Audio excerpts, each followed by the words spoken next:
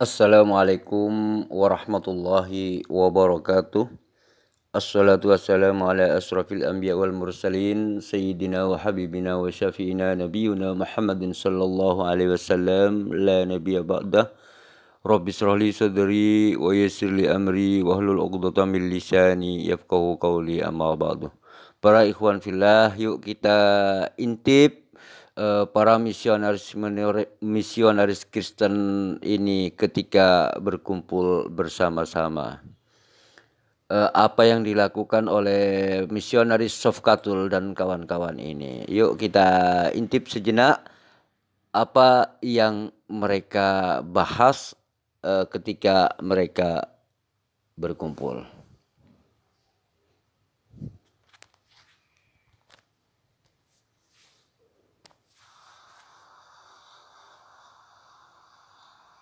Nomor 3085. Ini penciptaan Adam dan keturunannya. Dikatakan begini nih. Muhammad dikatakan dialah orang yang jujur dan berita yang dibawanya adalah benar. Setiap orang dari kalian telah dikumpulkan dalam penciptaan ketika berada di dalam perut ibunya selama 40 hari. Kemudian menjadi alangkah selama itu pula, kemudian menjadi segumpal daging. Selama itu pula kemudian Allah mengirim malaikat dan yang diperintahkan dengan 4 ketetapan. Jadi pada waktu di dalam rahim itu belum lahir udah ditulis nih amalnya, rezekinya, ajalnya, sengsaranya, bahagianya. Ya. Lalu dititipkan roh. Dan sungguh seseorang akan ada yang beramal dengan amal-amal penghuni neraka. Jadi seumur hidupnya bejat nih orang. Hingga tak ada jarak antara dirinya dengan neraka kecuali sejengkal saja. Jadi udah mau deket nih dia karena orang yang bejat udah mau masuk neraka kan.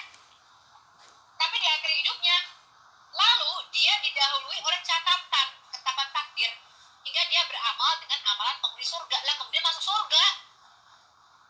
Tapi ada juga seorang yang seumur hidupnya nih beramal dengan amal-amal penghuni surga, rajin sholat, sedekah, amal ibadah, naik haji, hingga tak ada jarak antara dirinya dengan surga. Jadi udah mau masuk surga kecuali sejengkal lagi nih dia mau masuk surga. Tetapi catatan takdirnya mendahului dia hingga dia beramal dengan amalan penghuni neraka lalu dia masuk neraka.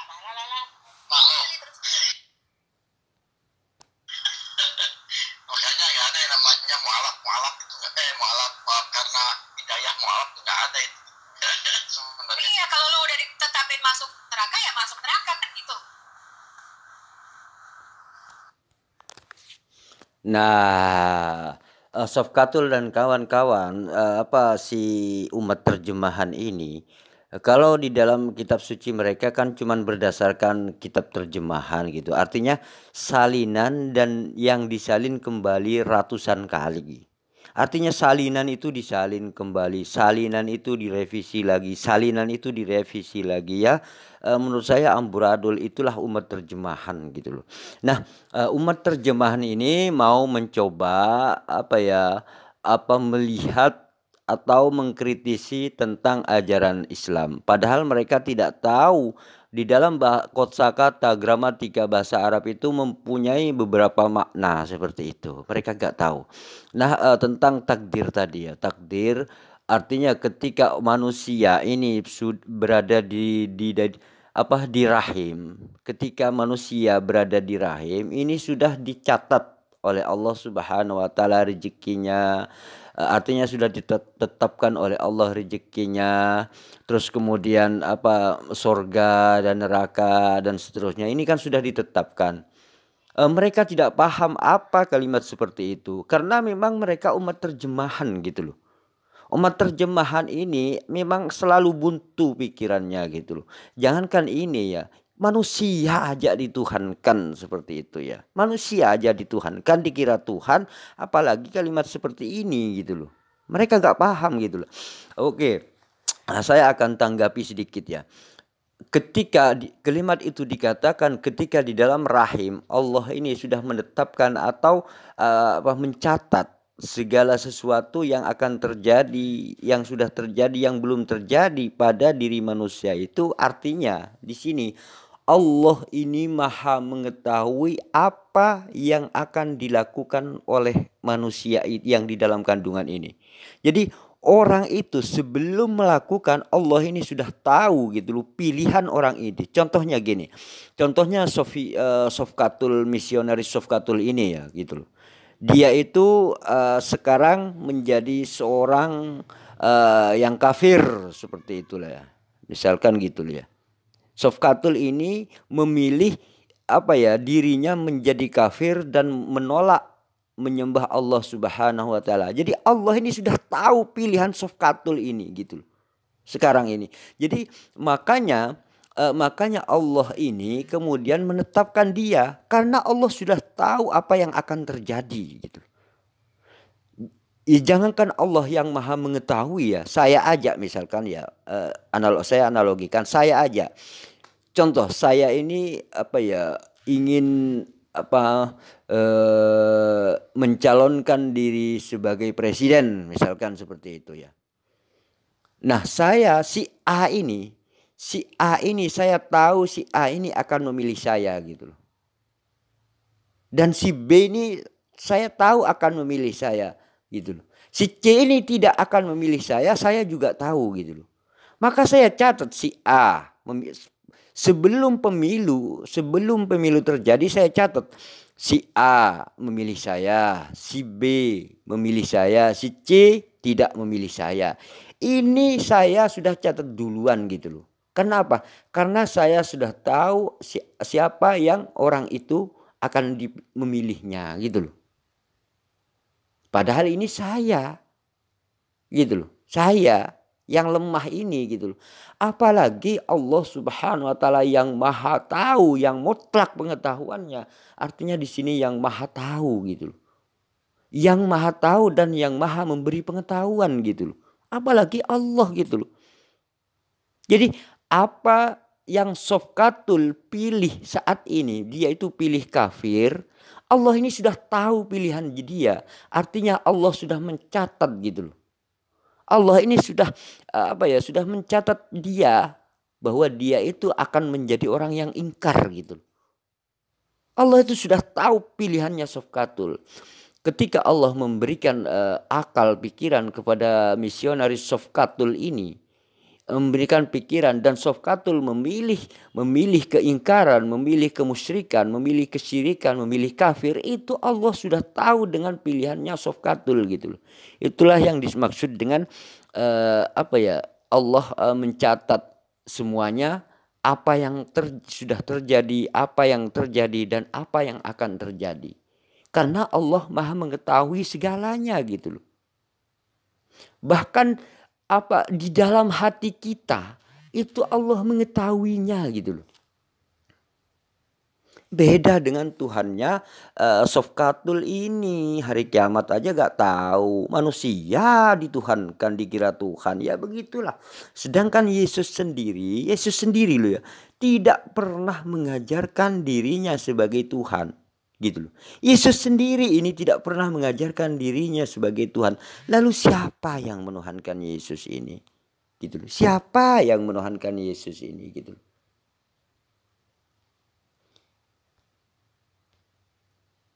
Entahlah Sofkatul ini ikut siapa gitu loh. Mulutnya mengaku mengikuti Yesus, sebenarnya itu bukan ajaran Yesus gitu loh. Sebenarnya Yesus tidak pernah mengajarkan dirinya sebagai Tuhan gitu loh.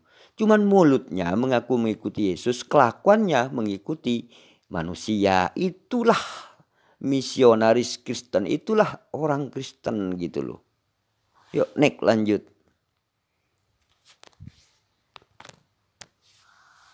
Nah anehnya lagi ya, berarti kan kalau kita bicara soal timbangan dan buruk lah, ini seumur hidupnya kejam. Karena catatan takdirnya dia harus masuk surga, masuk dia ke surga di akhir hidupnya.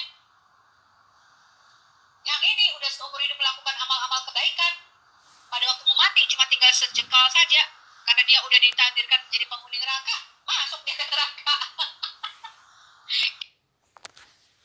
Nah itulah umat terjemahan. Jadi menghadapi hal-hal pelajaran anak SD, anak madrasah ibtidaiyah aja, dia itu kebingungan gitu loh.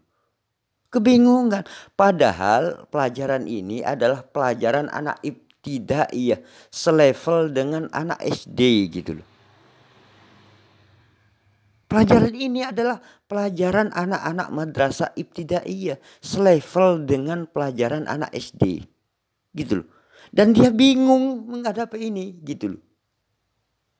Ini menunjukkan bahwa mereka cuman umat terjemahan, IQ-nya ini adalah minim gitu loh. Ini gitu loh. Dalam hal ini memang dia itu menurut saya adalah kebodohan gitu loh. Bodoh menurut saya dalam ini. Nah, padahal gini ya. Misalkan gini. Orang itu selalu beribadah terus dari awal, misalkan dia itu rajin sholat dan seterusnya. Kemudian kurang sejengkal lagi, artinya di akhir hayatnya dia itu menjadi seorang murtad, keluar dari Islam gitu loh. Maka dia itu adalah neraka gitu loh. Walaupun dia itu ibadah terus. Kemudian ketika dia mau meninggal dan mau meninggal, dia itu keluar dari Islam menjadi seorang murtadin, menjadi seorang murtad, maka dia itulah penghuni neraka yang kekal gitu loh. Walaupun dia tidak ada gunanya ibadah dari awal itu, kalau dia itu menjadi seorang musyrik, seorang murtad. Karena apa? Karena dosa yang tidak bisa diampuni adalah dosa syirik, seperti itulah. Nah, misalkan gini, dia itu awalnya Kristen Kristen. Begitu mau meninggal, dia itu percaya, yakin 100%. Lalu dia itu masuk Islam, tidak syirik kepada Allah, mengucapkan asyhadu an la ilaha illallah wa asyhadu anna Muhammadar Rasulullah dengan yakin seyakin-yakinnya. Ketika setelah mengucapkan, dia itu ternyata meninggal gitu loh. Maka dia itu langsung masuk surga gitu loh. Jadi walaupun awalnya itu bejat, Kristen, syirik awalnya. Kristen gitu loh, kafir. Kemudian setelah mau meninggal, dia itu membaca syahadat. Dia itu masuk Islam, dia itu tidak menyekutukan Allah, percaya kepada Allah Subhanahu wa taala dan percaya kepada Nabi Muhammad sallallahu alaihi wasallam dengan mengucapkan asyhadu an la ilaha illallah wa asyhadu anna Muhammadar Rasulullah. Maka dia itu masuk surga gitu loh. Inilah yang dimaksud dengan kalimat itu. Walaupun dia itu banyak sekali ibadahnya dari depan, ternyata ketika akhir ajalnya dia itu menjadi murtad, menjadi syirik kepada Allah, menjadi kafir, maka dia itu neraka gitu loh. Walaupun dia itu awalnya kafir, ketika dia mau meninggal sejengkal lagi dia itu masuk surga. Misalkan dia sejengkal lagi masuk neraka karena kafir seumur hidupnya. Nah, setelah mau meninggal gitu loh, membaca 2 kalimat syahadat dan percaya kepada Allah Subhanahu wa taala dan percaya kepada Nabi Muhammad sallallahu alaihi wasallam dengan seyakin-yakinnya, ketika setelah percaya itu langsung meninggal. Maka dia adalah surga, masuk surga gitu. Itulah maksud itulah maksud daripada kalimat itu. Berhubung Sofkatul dan kawan-kawan ini sebagai umat terjemahan, ya begitulah level terjemahannya, seperti itulah. Padahal di dalam Bible mereka itu gak ada teks aslinya tertulis seperti di LAI. Mereka itu cuman membaca salinan yang disalin kembali ratusan kali gitu loh.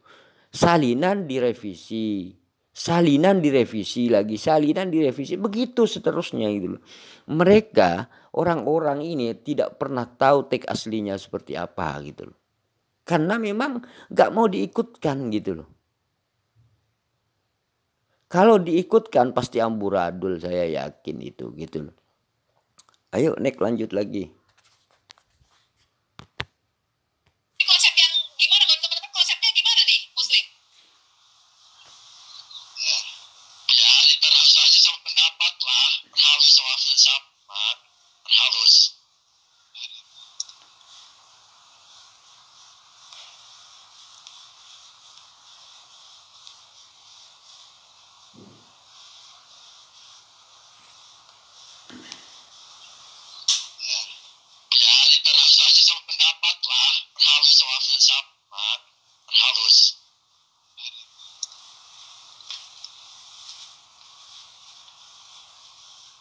konsepnya ya. Jadi gini, kamu sembahyang atau tidak sembahyang sama aja. Biar kamu rajin sembahyang, tapi kalau takdir kamu itu nggak masuk surga, ya percuma kamu sembahyang, kan begitu. Nah, katanya ketika membaca kalimat yang dibacakan tadi aneh konsepnya gitu. Sebenarnya ketidakmampuan dia itu yang membuat mereka itu gak mampu mencerna gitu loh.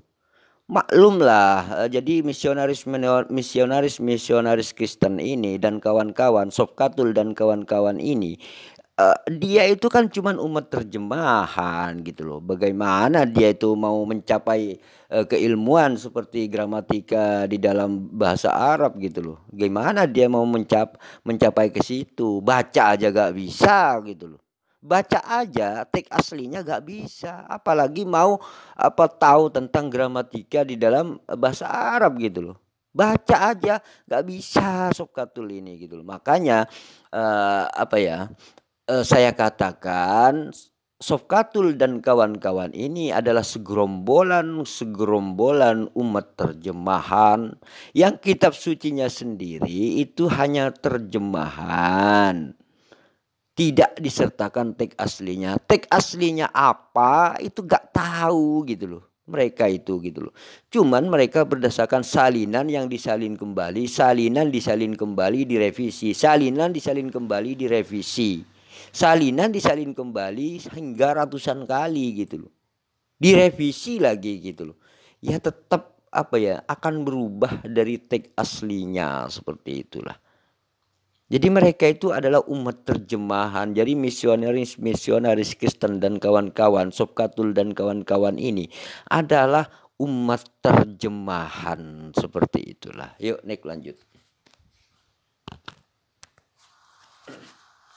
Oke deh, kita tunggu muslim dong. Mana muslimnya?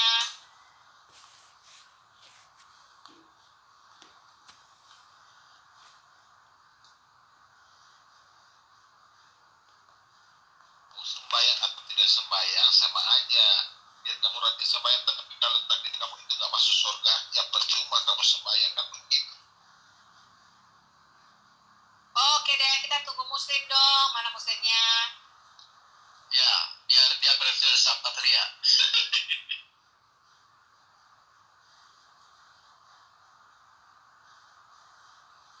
Gimana tuh teman-teman tuh konsepnya mereka, jadi udah ditakdirkan masuk surga atau masuk neraka. Jadi kalau seumur hidup kamu juga beramal baik, tapi kalau takdirmu memang kamu jadi penghuni neraka, ya udah kamu bakal masuk neraka. Nah, artinya ditakdirkan di sini, ditakdirkan dan Allah menuliskan tentang masuk neraka. Ini sebenarnya akibat ulah manusia itu sendiri. Allah itu mengetahui pilihan manusia itu sendiri gitu. Contoh gini, ketika Sofkatul ini misalkan gini ya. Sofkatul ini adalah awalnya itu kafir. Tapi pada akhir ajalnya Sofkatul ini adalah percaya kepada Allah dan percaya kepada Nabi Muhammad, dan dia mengucapkan 2 kalimat syahadat dengan seyakin-yakinnya. Kemudian setelah mengucapkan itu dengan seyakin-yakinnya, beberapa saat langsung meninggal seperti itu. Maka Sofkatul ini ketika dia itu percaya kepada Allah dan Rasulnya, dan itu ketika meninggal itu surga gitu loh. Ketika masuk dengan setulus-tulusnya, sebenar-benarnya, seyakin-yakinnya gitu loh. Dia itu masuk surga gitu loh. Seperti itu. Nah, ketika misalkan ada orang seperti Saifuddin misalkan, dia itu puasa, sholat dan seterusnya, tetapi ketika di terakhirnya misalkan terakhirnya dia ini adalah orang murtad gitu loh, dan kemudian meninggal saat kafir ini, maka dia neraka gitu loh. Sebenarnya itu maksud daripada kalimat yang ia baca. Cuman berhubung Sofkatul dan kawan-kawan ini cuman sebagai umat terjemahan, dia itu bingung. Ya maklumlah, namanya aja domba gitu loh. Jadi mana ada domba paham gitu loh. Jadi yang bisa paham dengan gramatika bahasa Arab itu manusia, domba gak akan paham gitu loh. Apalagi sekelas Sofkatul gitu loh. Jadi inilah resiko menjadi menjadi seorang umat terjemahan gitu loh. Padahal pelajaran itu adalah pelajaran madrasah ibtidaiyah atau setingkat dengan anak SD. Setingkat pelajaran anak SD aja ini bingung Subkatul ini dan kawan-kawan ini gitu loh. Parah, parah. Yuk Nik lanjut. Yang jadi pemikiran saya itu begini, Bu Sofi. Mereka itu kan mengimani itu ya. Pernah nggak sih mereka itu menelisik lah apa yang mereka imani itu konsepnya bagaimana? Ya. Artinya begini, apakah pasti ya, kepastian apa ini yang saya dapat untuk ke surga, tindakan apa yang harus saya lakukan, begitu loh ya. Katanya kalau di sini saling bertentangan jelas ya, tadi menurut Al-Quran atau hadis lah katakan seperti itu ya, saling bertentangan ya. Jadi untuk kepastiannya sendiri mereka tidak tahu. Berbuat amal pun belum tentu masuk surga, artinya kan seperti itu. Padahal di dalam keimanan mereka ya, berbuat amal soleh lah untuk ke surga. Tetapi setelah berbuat amal soleh, ujung-ujungnya takdir yang menentukan. Kalau sudah ditakdirkan oleh yang pencipta mereka ini, ya, yang SWT ini, kalau ditakdirkan ke surga, ya ke surga. Nah, kalau ditakdirkan ke neraka, ya ke neraka. Nah, ini yang jadi masalahnya begini. Orang yang ke neraka itu dan orang yang ke surga itu sama-sama berbuat amal, gitu ya. Amal soleh. Tetapi kok tidak adil gitu loh. Ya. Harus ada yang ditakdirkan ke surga dan ke neraka. Nah, lagi-lagi rekan kawan-kawan daripada Subkatul ini adalah bingung gitu loh. Jadi karena kualitas mereka ini sebenarnya cuman umat terjemahan. Gimana gak bingung gitu loh, umat terjemahan gitu loh. Padahal ajaran ini di dalam Islam itu selevel dengan ajaran anak SD gitu loh. Seperti itu. Nah, misalkan gini, ketika misal konsep keselamatan di dalam ajaran Islam ini sudah jelas.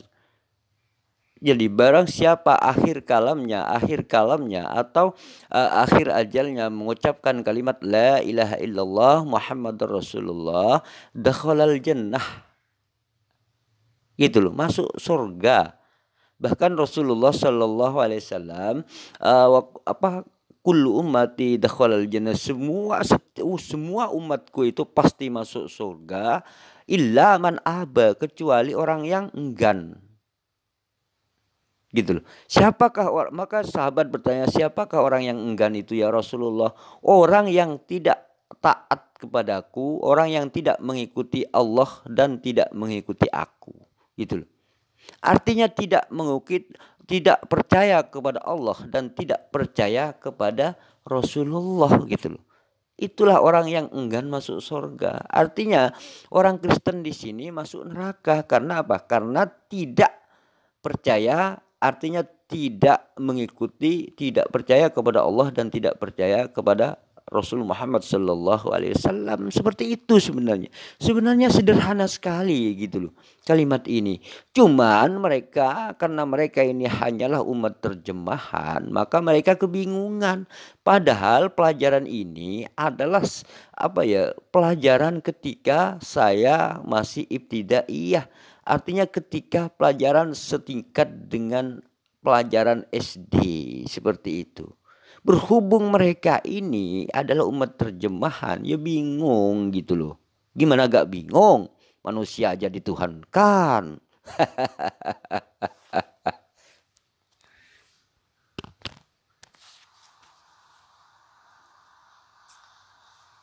Di Islam itu ada dua, neraka kekal dan sementara, dan itu ditakdirkan semua muslim ya, termasuk semuanya yang non muslim itu kan konsep mereka. Kita kan udah dijanjikan Firdaus ya,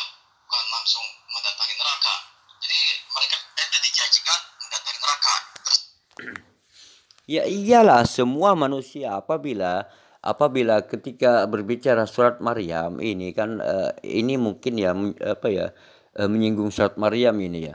Ini adalah surat Maryam 71 dan 72. Nah, ketika kita membaca sebelum 71 dan 72 ini, anggaplah dari 56-nya itu dibaca sampai ke 72, ini menunjukkan orang-orang kafir semuanya ini adalah akan mendekati neraka, dan Allah menolong orang-orang yang takwa, yang mengikuti perintah Allah seperti itu. Dan kemudian membiarkan orang-orang yang dolim, orang-orang kafir ini dibiarkan oleh Allah di dalam neraka, tidak ada pertolongan. Artinya orang-orang kafir, seperti Sokatul, kalau tidak bertobat ya, kalau tidak segera bertobat itu kekal di neraka gitu loh. Kekal di neraka gitu loh. Kalau tidak segera bertaubat gitu loh. Yuk, naik lanjut. Nah, mereka mau pilih janji ke neraka dulu, tapi kalau kita sih pilih yang udah janjinya udah jelas, ya tahu sih. Jadi kita kembali kepada konsep Islam. Jadi nerakanya itu ya neraka sementara. Jadi jalan-jalan dulu di Sirot gitu. Kayak kalau ditakdirkan ke neraka ya ngesot-ngesot dulu gitu. Di Sirot.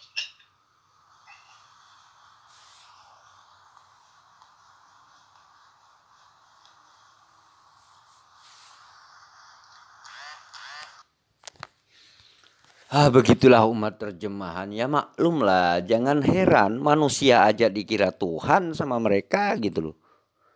Manusia aja, padahal Yesus ini adalah ditangkap, dibunuh oleh manusia gitu loh. Itu dianggap Tuhan oleh mereka gitu loh. Tuhan mereka dianggap mati. Jadi kalau apa ya, orang mungkin dalam pandangan saya ya, kalau yang disebut berkuasa penuh itu harus dibunuh Romawi mungkin gitu loh. Harus diacak-acak sama Romawi, sehingga kalau sudah dibunuh sama Romawi baru dia kuasa. Mungkin pandangan mereka seperti itu gitu loh. Padahal sudah tahu ini dibunuh, diacak-acak oleh Romawi, kok masih aja dianggap sebagai Tuhan. Ini kan lucu gitu loh. Lucu. Beginilah umat terjemahan. Ini korban, korban terjemahan sebenarnya, ini sebenarnya gitu loh. Atau memang korban dogma gitu loh. Saya nggak tahu ini korban apa ya.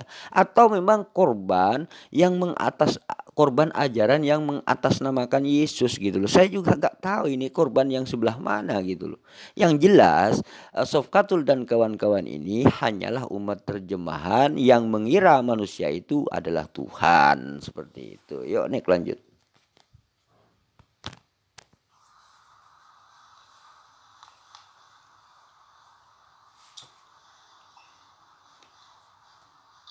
Begitu nggak ada kepastian ya.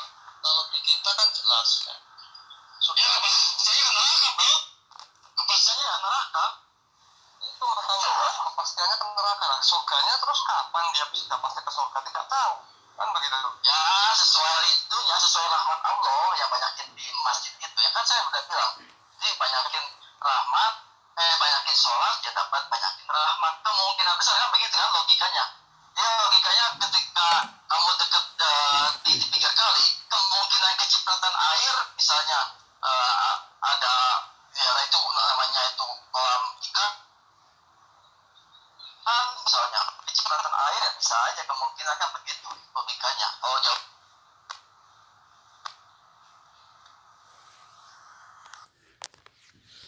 Sofkatul dan kawan-kawan ini kebingungan.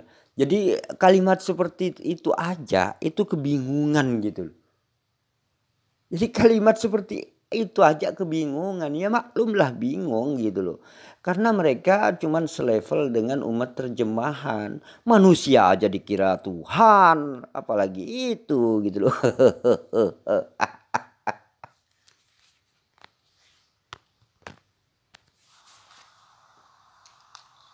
Oh, begitu juga yang apa namanya ditakdirkan surga ya dia tidak akan ke neraka.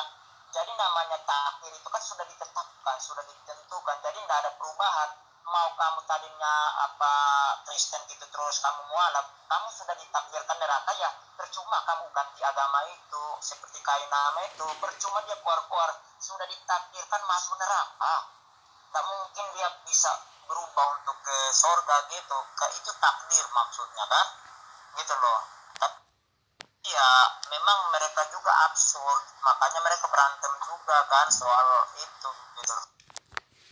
Nah, itulah apa ya, menurut saya kebingungan mereka sebagai umat terjemahan. Ya biasalah umat terjemahan itu kebingungan. Apa aja yang mereka bahas pasti kebingungan umat terjemahan ini gitu. Jangankan itu, Yesus aja kebingungan sampai dikira Yesus ini Tuhan. Padahal Yesus ini tidak pernah mengajarkan dirinya sebagai Tuhan gitu loh. Manusia yang dituhankan gitu loh. Yesus sendiri gak pernah mengajarkan dirinya sebagai Tuhan, itu gak pernah gitu loh. Berhubung dia itu bingung. Ya oke lah, terima aja lah apa adanya gitu loh. Anggap aja dia Tuhan gitu. Itulah terjemahan gitu loh. Pemahaman terjemahan seperti itu gitu. Padahal ketika Allah menetapkan, artinya Allah ini menuliskan sesuatu ketetapan pada orang, itu Allah ini maha, dengan ilmunya Allah ini maha tahu gitu loh. Contohnya gini, ketika Sofkatul misalkan dan kawan-kawan ini lebih condong pada kemusyrikan, pada kekafiran, Allah ini tahu pilihan Sofkatul dan kawan-kawan bahwa dia itu memilih kafir gitu. Jadi Allah ini sudah tahu tentang pilihan, walaupun sebelum memilih, walaupun masih di dalam kandungan, Allah ini sudah tahu tentang pilihan Sofkatul dan kawan-kawan ini, yang dia pilih adalah kekafiran, kemusyrikan gitu loh. Jadi Allah itu tahu kemana Sofkatul dan kawan-kawan ini nanti. Ke neraka atau ke surga gitu. Sudah tahu. Kalau dia itu tetap memilih kekafiran, maka dia itu ke neraka dengan kekal gitu. Allah sudah tahu gitu. Jadi mencatat. Jadi semuanya itu sudah ditetapkan oleh Allah. Artinya di sini ada catatannya semua gitu. Segala sesuatu yang terjadi, yang sudah terjadi, yang terjadi dan yang akan terjadi, itu semua sudah tercatat gitu loh. Sudah tercatat semuanya gitu loh. Allah sudah maha tahu segalanya gitu loh. Jadi manusia ini kan sebenarnya nggak tahu tentang takdir. Takdir saya ini apakah saya ini kalau saya tetap konsen selalu tetap dalam iman dan Islam dan mengucapkan kalimat la ilaha illallah Muhammad Rasulullah di akhir kalimatnya, saya pasti masuk surga gitu. Di akhir ajal saya ketika mengucapkan asyhadu an la ilaha illallah wa asyhadu anna Muhammad Rasulullah, saya pasti masuk surga. Nah persoalannya kan saya gak tahu bagaimana akhir ajal saya gitu loh. Seperti itulah gitu loh. Nah misalkan gini, ada orang dia itu misalkan muslim, ketika ditawari duit, misalkan ditawari duit sabrak gitu loh. Kemudian dia menjadi murtad gitu loh misalkan. Akhirnya apa? Menjadi orang-orang menjadi kafir. Nah setelah murtad dia itu langsung mati gitu loh. Maka dia itu neraka selamanya, kekal di neraka gitu loh. Itu maksudnya, berhubung umat terjemahan ini menghadapi pelajaran anak ibtidaiyah, pelajaran anak SD aja kebingungan gitu loh. Karena kebingungan umat terjemahan inilah akhirnya manusia dituhankan gitu loh.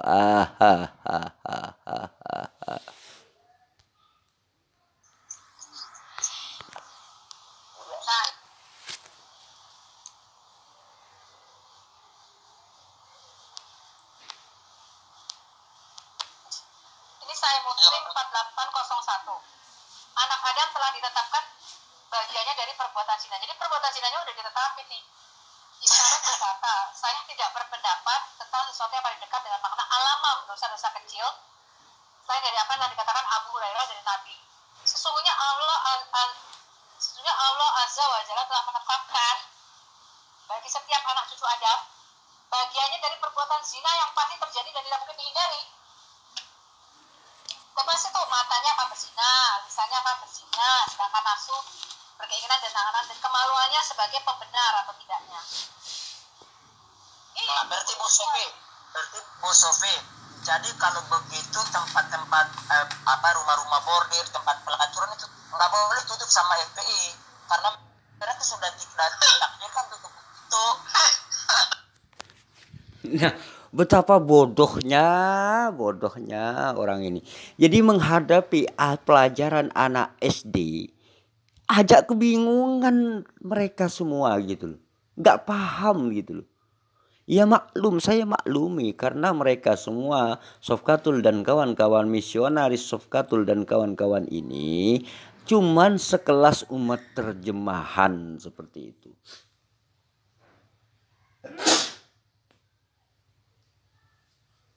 Ya saya maklumilah karena sekelas levelnya itu cuman sekelas umat terjemahan seperti itulah.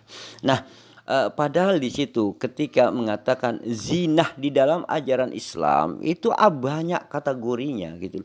Padahal sudah tadi dijelaskan di kalimat itu sudah dijelaskan sebenarnya ya. Kategori zina misalkan gini, orang mata melihat sesuatu yang dilarang, artinya melihat sesuatu yang dilarang yang bukan muhrimnya atau melihat sesuatu yang diharamkan oleh Allah itu sudah masuk kategori zina melihat itu loh. Terus kemudian keinginan nafsu di dalam diri manusia ini mempunyai keinginan jahat, keinginan baik dan seterusnya. Nah, ketika berada di keinginan jahat ini juga termasuk kategori zina. Seperti karena mempunyai keinginan. Juga mulut ini ketika membicarakan sesuatu hal-hal yang tidak berfaedah dan seterusnya, kemudian yang jorok-jorok dan seterusnya, ini masuk kategori zina lisan. Zina tangan, zina mata. Nah, yang menentukan adalah tadi. Jadi yang menentukan itu adalah sesuatu yang menentukan itu benar atau tidaknya. Artinya gini, misalkan gini, saya ini mempunyai keinginan untuk melakukan hubungan dengan wanita yang bukan istri misalkan gitu ya. Ini sudah kategori zina, mendekati zina gitu loh.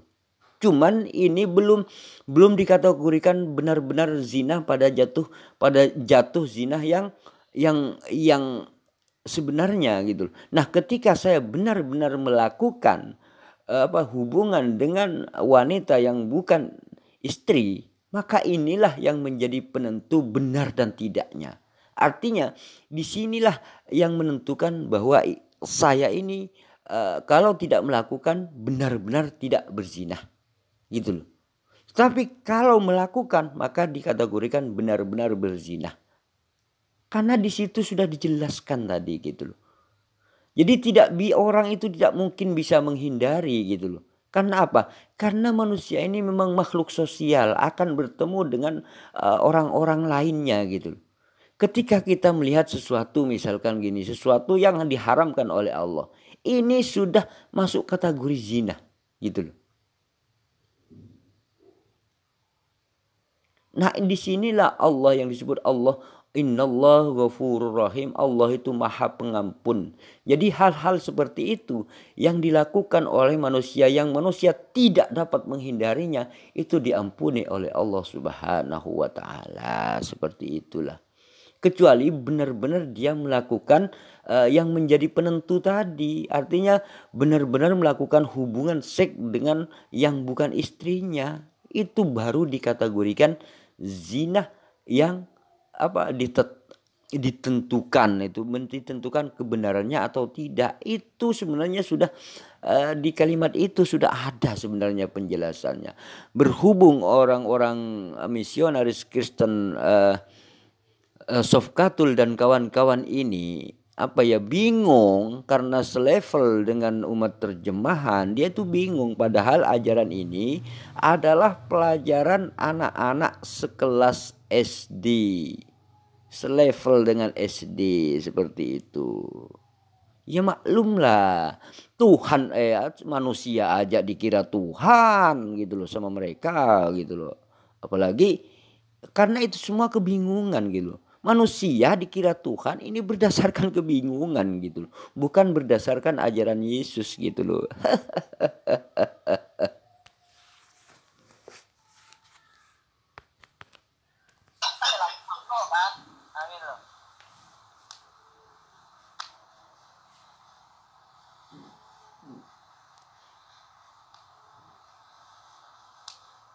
Bacakan, jika seandainya tidak ada lagi orang yang menyembah engkau. Wah, itu kan seperti seolah-olah ya, bahwa Allah itu mau membutuhkan penyembah-penyembah ya. Apakah Tuhan kita atau sesembahan kita membutuhkan penyembah-penyembah untuk yang menjadi seorang sesembahan? Jadi orang ini tidak berani membaca apa yang ia baca, tidak berani meneruskan bacaannya gitu loh. Karena apa? Kalau diteruskan framingnya ketahuan. Jadi kebodohan mereka semakin tampak. Padahal di situ dikatakan seandainya apa Allah tidak ada yang menyembah atau seluruh manusia ini menyembahnya, itu tidak ada perubahan bagi Allah gitu loh. Gak ada pengaruhnya bagi Allah. Karena apa yang manusia lakukan itu akan kembali kepada manusia itu sendiri. Seperti itulah gitu loh. Jadi maklumlah, saya maklumi. Sekali lagi saya katakan, saya maklumi. Memang umat terjemahan itu ya seperti ini levelnya gitu. Level terjemahan itu memang seperti itu. Jadi menanggapi pelajaran anak SD, pelajaran anak ibtidaiyah yang selevel dengan anak SD aja kebingungan mereka itu gitu loh. Nah, berhubung kebingungan, akhirnya apa? Manusia pun dikira Tuhan. Padahal Yesus tidak pernah mengajarkan dirinya sebagai Tuhan gitu loh. Mereka anggap Tuhan karena kebingungan gitu loh. Itulah dia si umat terjemahan gitu loh. Ya,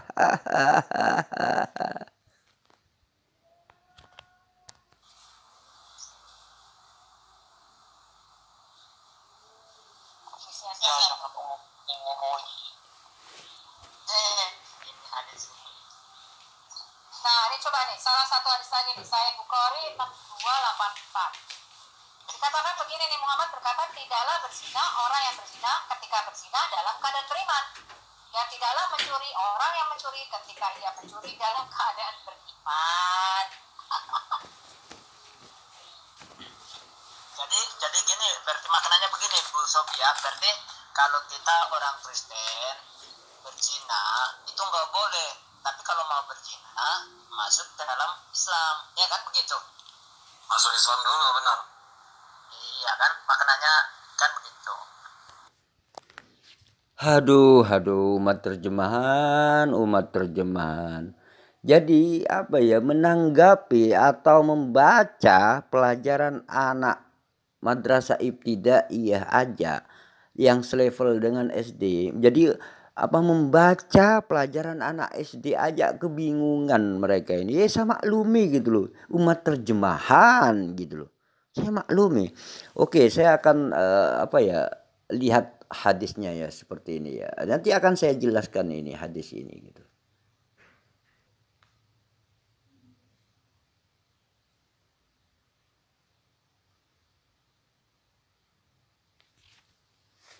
Nah, para sahabat ikhwan fillah, inilah yang mereka kutip tadi ya.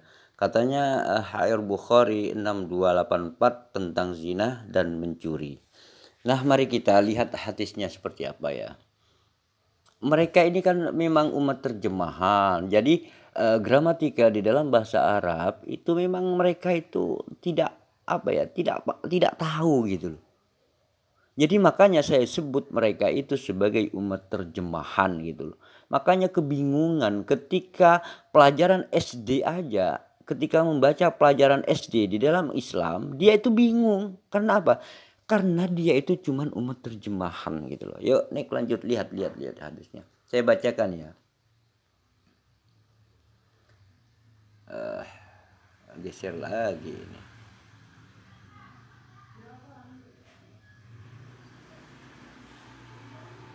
Nah ini An Ibni Abbas radhiyallahu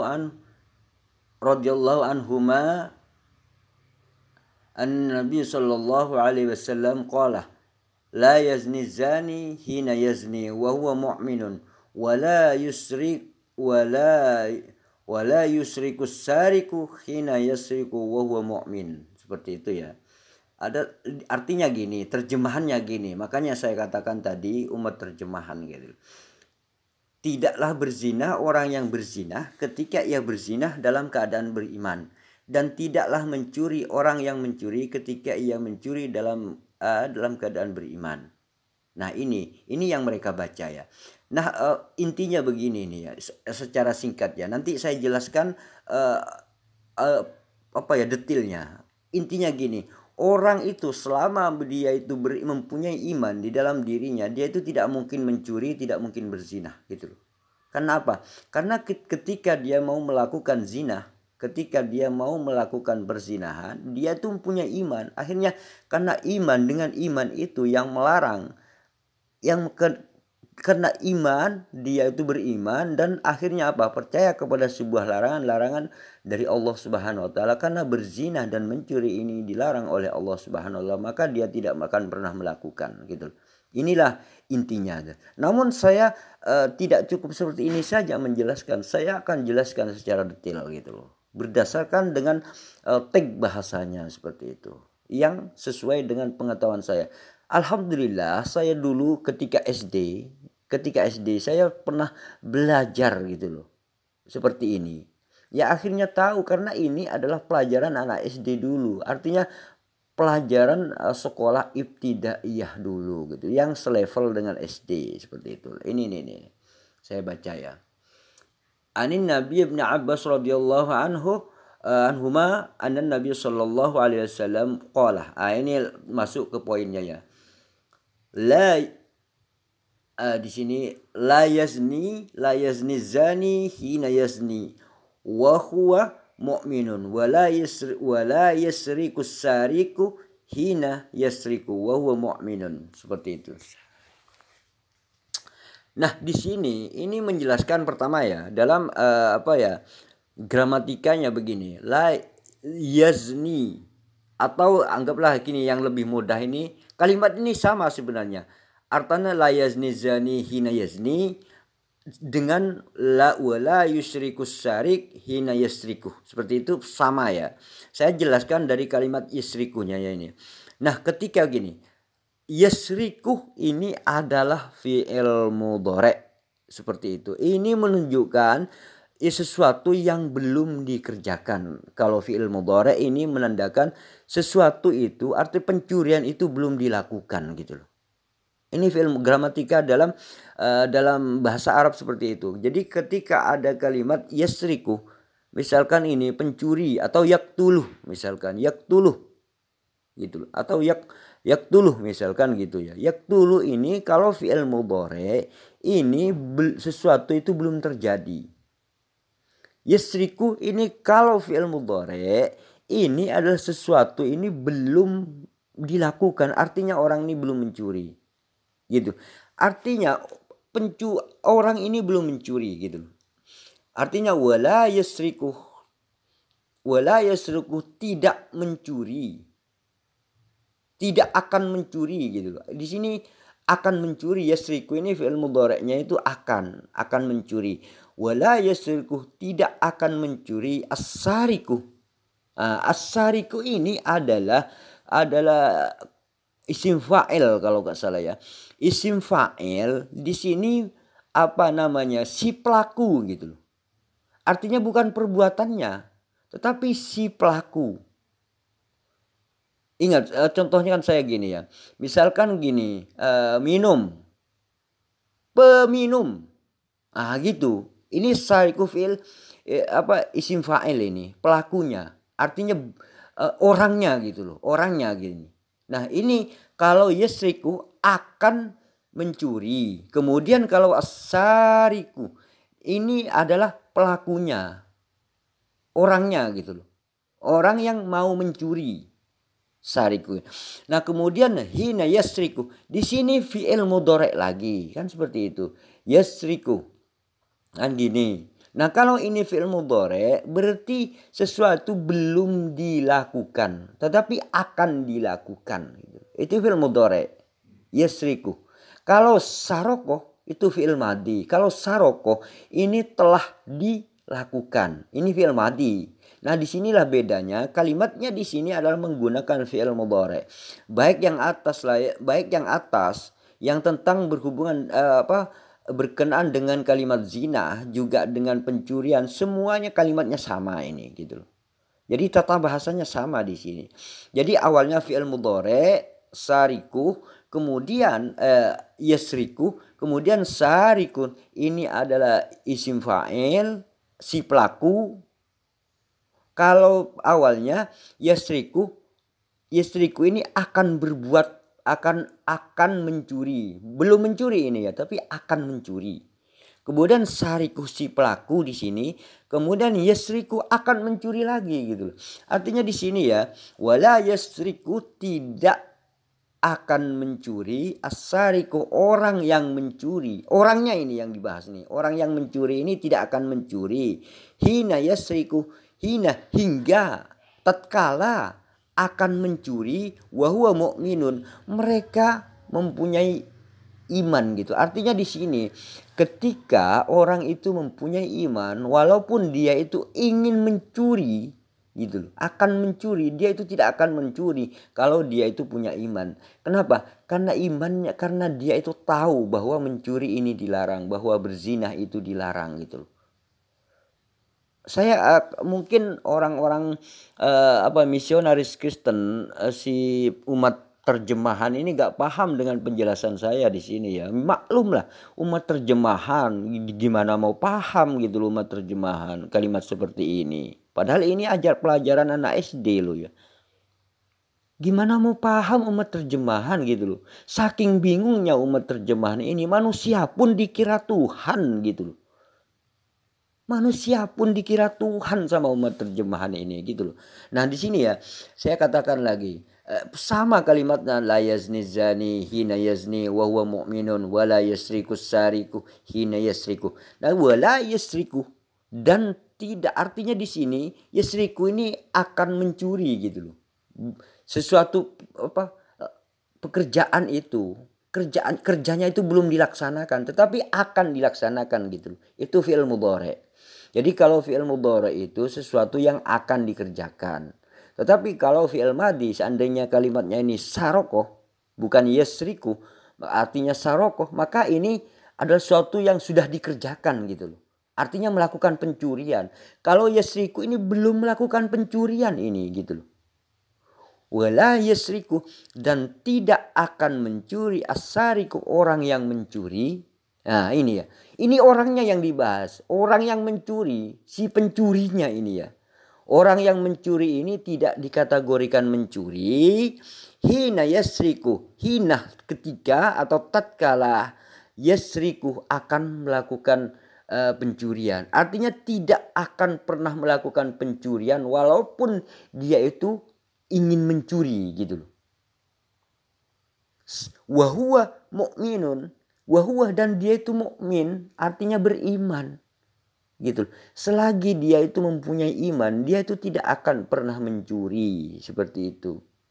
Itu maknanya. Selagi dia itu beriman, dia itu tidak akan pernah melakukan pencurian dan perzinahan. Karena sudah tahu larangan di dalam ajaran Islam, sudah tahu bahwa mencuri dan berzina itu dosa gitu loh. Itu kalau dia itu mempunyai iman, kalau dia itu seorang mukmin, tidak akan pernah melakukan itu gitu loh. Ya maklum lah, gimana mau paham umat terjemahan gitu loh. Umat terjemahan gak akan paham hal-hal diterangkan seperti ini gitu loh, gak akan paham gitu loh. Orang manusia aja dikira Tuhan, sudah jelas dia tuh dibantai Romawi masih dikira Tuhan, apalagi hal-hal seperti ini gitu loh. Ya gak kira paham lah mereka itu. Yuk Nek lanjut.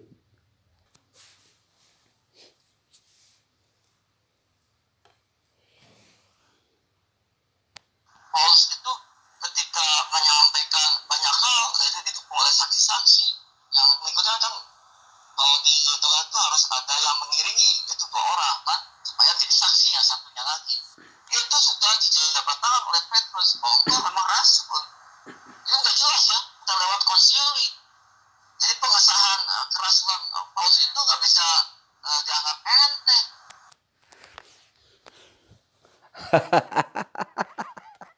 Aduh, lucu kerasulan Paulus katanya disaksikan oleh banyak saksi. Mereka para misionaris ini gak tahu bahwa yang disebut saksinya itu orang-orangnya sendiri gitu loh. Ya gimana gak mendukung Paulus kalau yang jadi saksi itu orang-orangnya sendiri. Contohnya ketika perjalanan ke Damsyik hendak ingin membunuh pengikut-pengikut Yesus gitu loh. Dia itu yang menjadi saksi itu orang-orangnya sendiri gitu loh. Orang-orangnya sendiri gitu loh. Ya ampun. Ini menurut saya adalah pertemuannya pun di situ janggal gitu loh. Janggal. Artinya ketika Paulus mengaku-ngaku ketemu Yesus di padang gurun, ini adalah pertemuannya ini sangat janggal gitu loh. Jadi lagi-lagi umat terjemahan ini bingung. Karena kebingungannya inilah kemudian mereka itu akhirnya menyembah manusia. Manusia dikira Tuhan. Padahal Yesus sendiri tidak pernah mengajarkan dirinya sebagai Tuhan gitu loh. Yuk next lanjut. Saya buka profil Paulus dulu ya.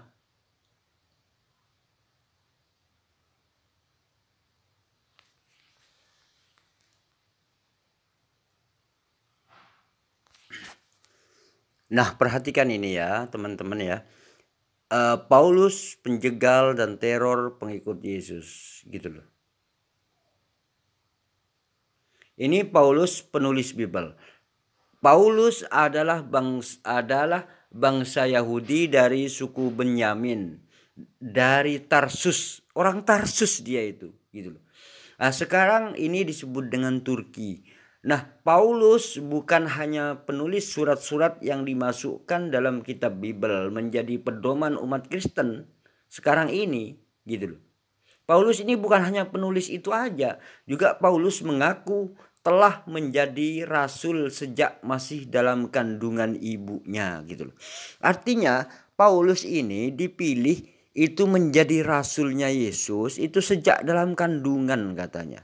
Artinya kalau Paulus ini dipilih sejak dalam kandungan ibunya hingga sampai tuanya, ternyata Paulus ini sebagai pembantai pengikut-pengikut Yesus, pembunuh bagi pengikut-pengikut Yesus gitu loh.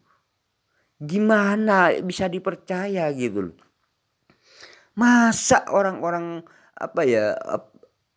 umat terjemahan ini percaya kepada profil orang-orang yang pembantai. Dan setelah itu cuman dengan berdasarkan ngaku tobat. Kemudian tidak mengikuti ajaran Yesus tapi mengatasnamakan ajaran Yesus. Itu bisa dipercaya gitu loh. Gimana bisa gitu loh. Contohnya Yesus tidak pernah mengajarkan dirinya sebagai Tuhan. Yesus menganjurkan mengikuti hukum Taurat. Apa yang terjadi pada Paulus? Bertentangan dengan apa yang Yesus ajarkan. Itu dipercaya gitu loh oleh umat terjemahan ini gitu loh. Saya terus kemudian ya, 1 tadi ya. 2, kebohongan pertama Paulus. Ini ya, saya ini cuman membacakan aja gitu loh. Ini buktinya. Paulus mengaku sebagai rasul segala bangsa sejak masih dalam kandungan ibunya. Galatia 1 nomor atau butir 15. Namun pernyataan Paulus pada Galatia pasal 1 butir yang ke-15 ini sangat bertolak belakang dengan kenyataan kehidupan Paulus, yaitu seorang jagal yang brutal para pengikut Yesus. Jadi Paulus ini sebenarnya itu adalah penjagal, pembunuh pengikut Yesus gitu loh. Itu tertulis di Galatia 1 pasal 1 butir yang ke-13. juga tertulis di Kisah Para Rasul pasal 8 butir 1 sampai 3 dan Kisah Para Rasul pasal 9 butir 1 sampai 2. Itu tertera di situ bahwa Paulus adalah pembunuh penjagal pengikut Yesus. Padahal Paulus mengatakan, aku ini sejak dalam kandungan jadi rasul Yesus gitu.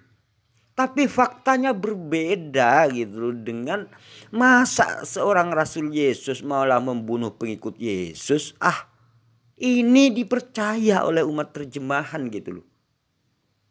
Ya karena berhubung bingung, akhirnya manusia pun dianggap sebagai Tuhan gitu loh oleh umat terjemahan ini gitu loh. Yuk naik lanjut. Nah, kalau Paulus benar bahwa Paulus telah terpilih sebagai rasul sejak masih dalam kandungan ibunya, maka sebagai seorang rasul seharusnya pelindung orang-orang yang soleh pengikut Yesus ini, bukan malah pembantai, pembunuh pengikut Yesus gitu loh. Itu dari kenyataan ini pengakuan Paulus telah menjadi mengatakan rasul sejak masih dalam kandungan patut dicurigai sebagai kebohongan gitu loh. Itu bagi orang yang tidak bingung. Tapi kalau bagi umat terjemahan berhubung bingung, akhirnya manusia pun dikira Tuhan gitu loh. Yuk naik lanjut lagi, kebohongan kedua Paulus.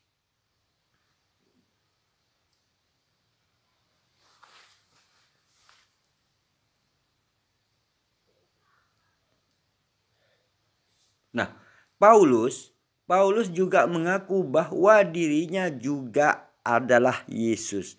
Itu tertera dalam Galatia pasal 1 butir yang ke-16. Paulus mengaku dalam dirinya telah bersemayam Yesus sejak lahir. Untuk lebih mengukuhkan dirinya lagi, Paulus mengaku juga bisa menghidupkan orang mati bahkan tanpa dengan berdoa. Lebih hebat dari Yesus. Yesus juga masih berdoa loh ya. Paulus ini lebih hebat daripada Yesus gitu loh. Aduh. Sebenarnya banyak ya kalau saya baca di ini ya, di sini ya. Ini kalau saya baca kan kelamaan lah gitu loh. Jadi biarlah mereka itu sebagai umat terjemahan yang tidak paham, yang kebingungan sehingga mengira manusia itu adalah Tuhan seperti itu. Itu karena kebingungan mereka, bingung. Akhirnya melihat sedikit manusia, wah itu Tuhan gitu loh. Persis seperti pertemuan Paulus gitu loh. Dengan yang bernama Yesus ini gitu loh. Yuk naik lanjut.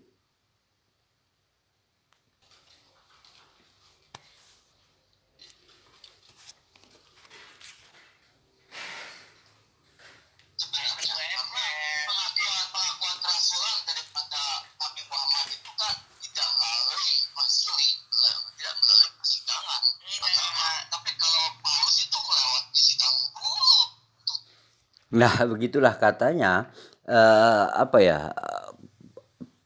Paulus ini, kerasulan Paulus ini melalui persidangan katanya.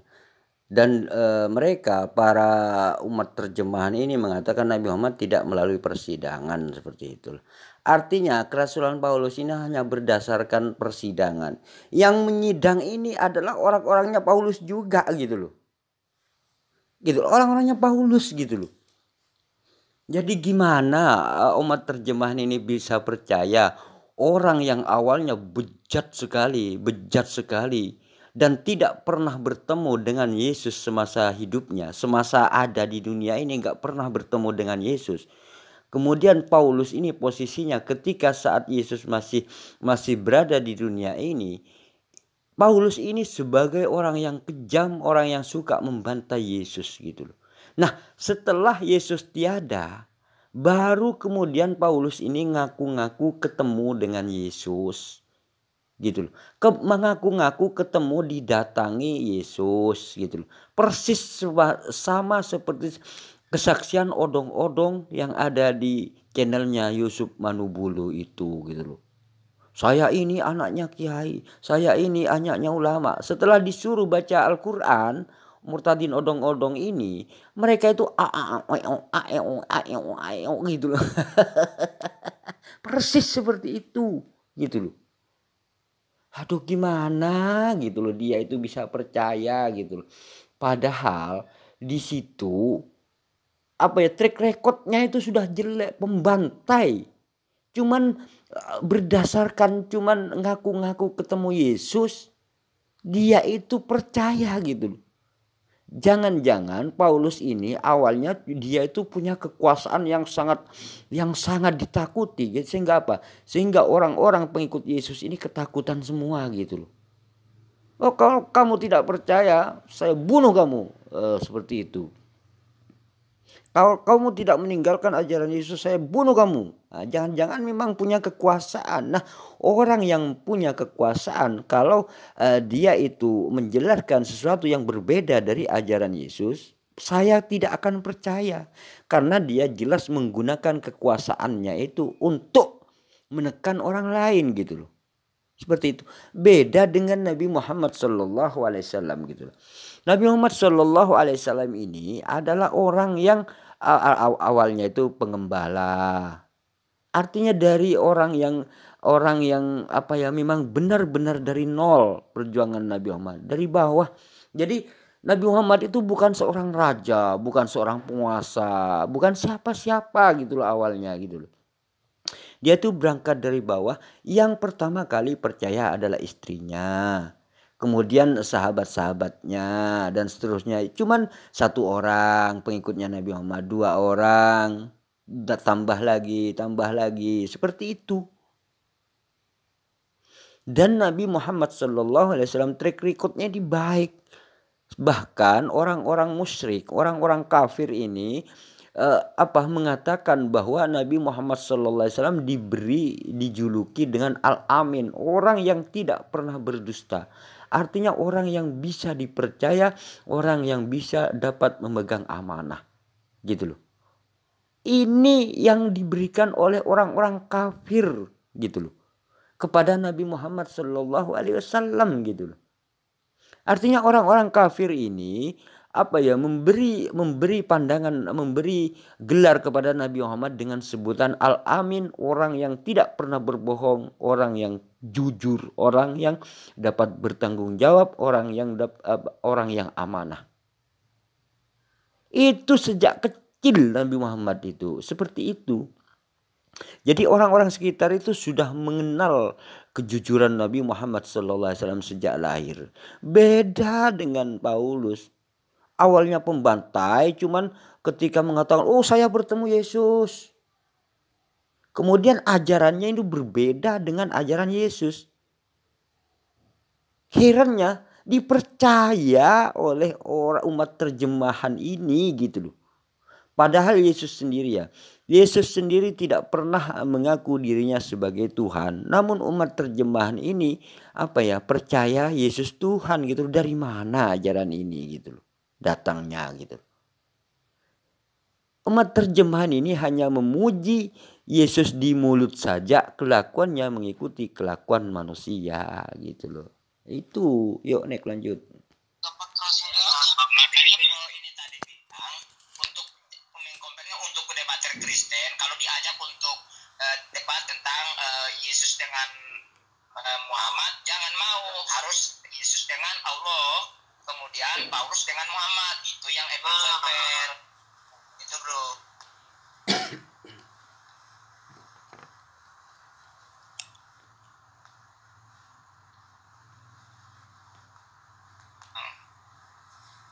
Masa dibanding-bandingkan? Nggak bisa banding lah. Mau dilihat yang Yesus Tuhan dengan Allah itu Tuhan, nah itu dengan Yesus. Ya, begitu. Kalau dibandingkan Yesus dengan Allah, mungkin mereka akan berkata, kan Yesus itu punya Tuhan.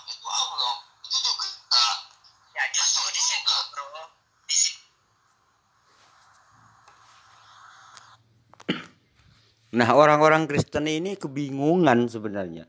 Jadi Sofkatul, misionaris Sofkatul dan kawan-kawan ini kebingungan sebenarnya.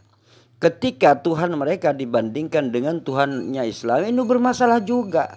Karena di situ Yesus punya Tuhan dan tidak pernah mengajarkan dirinya sebagai Tuhan gitu loh. Kebingungan juga orang-orang umat terjemahan ini gitu loh. Jadi Sofkatul dan kawan-kawan ini kebingungan gitu loh. Kebingungan. Jadi kalau dialog dengan muslim itu gimana enaknya ya gitu loh.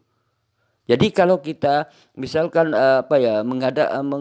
mengajukan tema Tuhan Kristen, Tuhan, konsep Tuhan di dalam kekristenan dan konsep Tuhan di dalam Islam, dia itu juga kebingungan gitu loh. Karena dalam kitab mereka Yesus itu punya Tuhan gitu loh. Ini kebingungan gitu loh. Begitulah umat-umat terjemahan ini. Karena berdasarkan bingung, akhirnya manusia pun dikira Tuhan gitu loh. Gitu. Yuk, naik lanjut.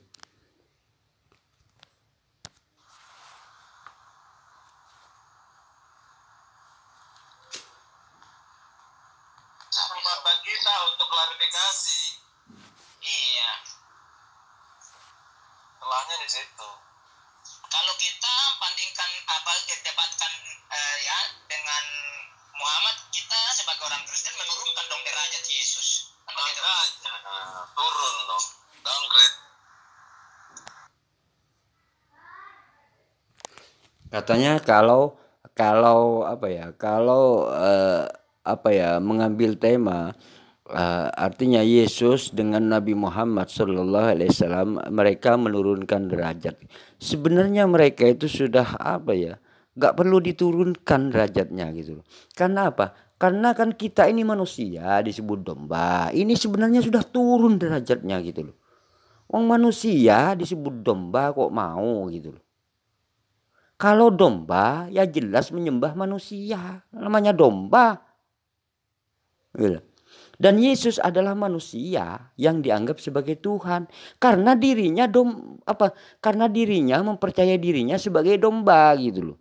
Kalau umat Islam kan enggak. Kalau di dalam Al-Qur'an itu dimuliakan manusianya, ya ayyuhan nas, wahai manusia gitu loh. Jadi kalau Al-Qur'an ini memanusiakan manusia.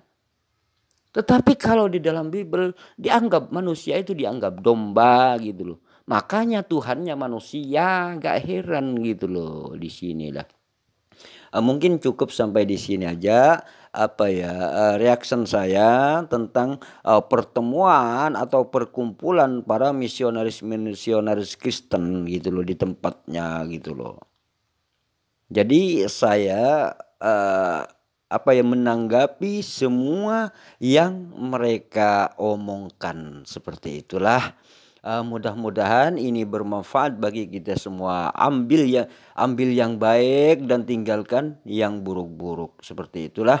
Mudah-mudahan ini bermanfaat bagi kita. Jadi tujuan channel ini adalah untuk menjawab semua subhat-subhat yang dilontarkan oleh para misionaris Kristen. Menjawab semua tuduhan-tuduhan umat terjemahan seperti itu gitulah. Ayo dukung terus channel ini, jangan lupa di subscribe, share, and like. Terima kasih. Mohon maaf sebelumnya jika ada kata-kata saya yang salah, saya mohon maaf. Kesalahan itu datang daripada diri saya pribadi. Sekian, wassalamualaikum warahmatullahi wabarakatuh.